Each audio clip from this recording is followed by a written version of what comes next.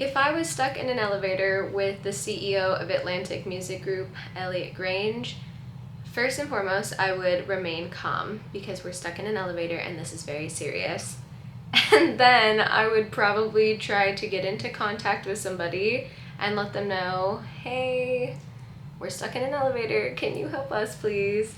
And then I would probably ask him if he was also willing to get into contact with somebody, because that would widen the pool of people who were aware that we were stuck in an elevator. So after that, I would introduce myself and I would say something like, hi, I'm Baylee, it's really nice to meet you. And I would explain how we both ended up in this elevator together. And I would let him know that I was part of the Warner Music Group ETA program and that I was really excited to be there. And then he would probably ask me which team I was on, so I would let him know. And then I would assume he would want to know what we were working on. So I would tell him about whatever projects we had going on. And I think that that would be really cool. And then, yeah, to lighten the mood a little, I'd probably say something like, I saw the pictures of your wedding to Sophia Richie, and it seemed really beautiful, and it seems like you guys had a great time. And then if he wanted to tell me about his wedding, then I would definitely listen, because that would be really sweet to hear about. And then, yeah, I would probably get down to business, and I would say something like, how does it feel to be taking over Atlantic Music Group? Because it's a big job. And I would be extremely curious to know how he feels about this new position and this new chapter in his extensively long career of the music industry.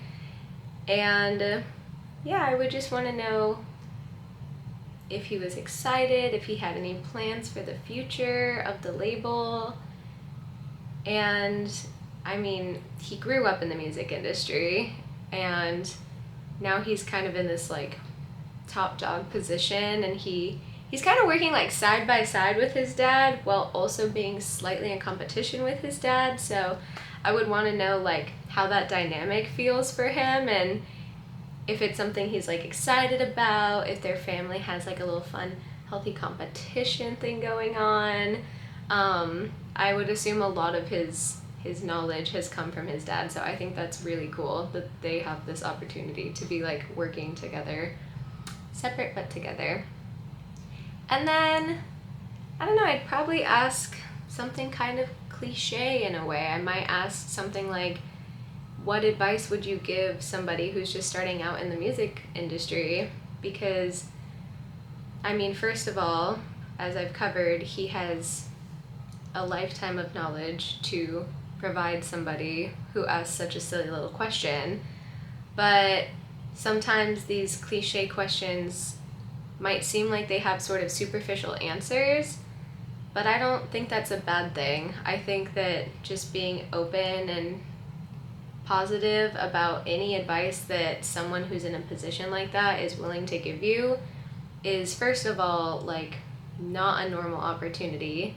So being very receptive to that answer, and then just waiting to see where that answer actually ends up applying, because just because something seems superficial when you're initially encountering it doesn't mean that it's not deeper and can't actually be applied to the way that your life ends up shaping out. And I feel like whatever he says would be profound enough for me. And yeah, I don't know. I would just thank him for offering me any advice. And then at that point, I'd probably be wondering how the elevator situation was going. So I'd probably be checking in on that and seeing if we were going to be getting unstuck anytime soon. And yeah, that's my elevator with Elliot Grange.